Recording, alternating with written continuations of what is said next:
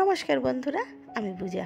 সকলকে জানাই আমার চ্যানেলে আরও একটা নতুন ব্লগের সঙ্গে অনেক অনেক স্বাগত। বড়দের জন্য রইল প্রণাম, আর ছোটদেরকে জানাই অনেক অনেক ভালোবাসা। বেশ কিছুদিন ধরে তোমাদের সাথে কোনো ব্লগ শেয়ার করতে পারছি না, সেজন্য ভাবলাম আজ ইভিনিংয়ে তোমাদের সাথে কি করি না করি সেটুকুই তোমাদের সঙ্গে শেয়ার করব। এখন বাজে প্রায় সন্ধ্যে 7টা মতো, আর এখন আমি সবে ঘুম থেকে উঠলাম, মানে বিকেলবেলা। বলতে পারো আমার কিন্তু এটা খুব বাজে অভ্যাস। আমি কখনোই চুল বেঁধে ঘুমাতে পারি না, সেজন্য সবসময় চুলটা ছেড়েই আমাকে শুতে হয়। তাই ঘুম থেকে উঠে আগে চুলটা বেঁধে নিলাম, তারপর সোজা চলে এসেছি রান্নাঘরে।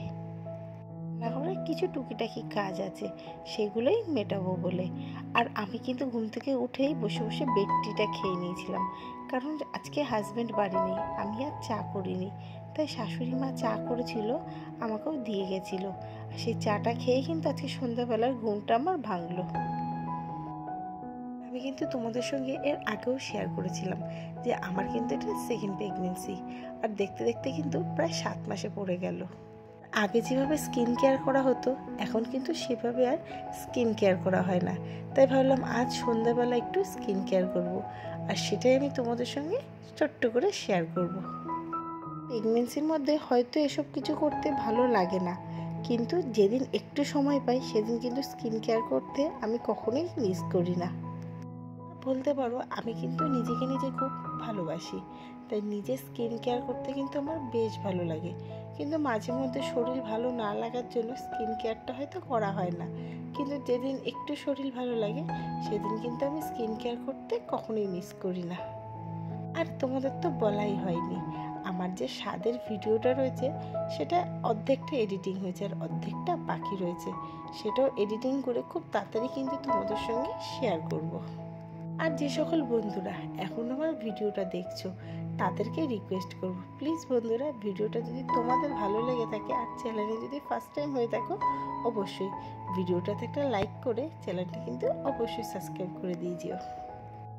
আমাদের তো মাসকবরি বাজার তোলা হয়, আর সাবান শ্যাম্পু যেগুলো আনা হয় সেগুলো না ওই সাইডের বালতিটাতে রেখে দেওয়া হয়।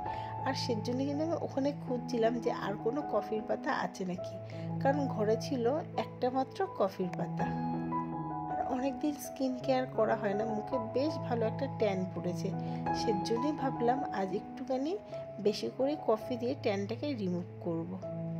এদিকে ফ্রিজ থেকে নিয়ে চলে এসেছি আমি দুধের প্যাকেট, আর সবার প্রথম আমি একটু নিয়ে নেব কাঁচা মানে র মিল্ক। আর এই র মিল্ক দিয়ে কিন্তু সবার প্রথম আমি আমার স্কিনটাকে ক্লিনিং করে নেব। আর এদিকে কফি, কাঁচা দুধ আর চালের গুঁড়ো, এই তিনটে জিনিস ভালো করে মিক্সড করে নিচ্ছি, হালকা মতো স্ক্রাবিং করব।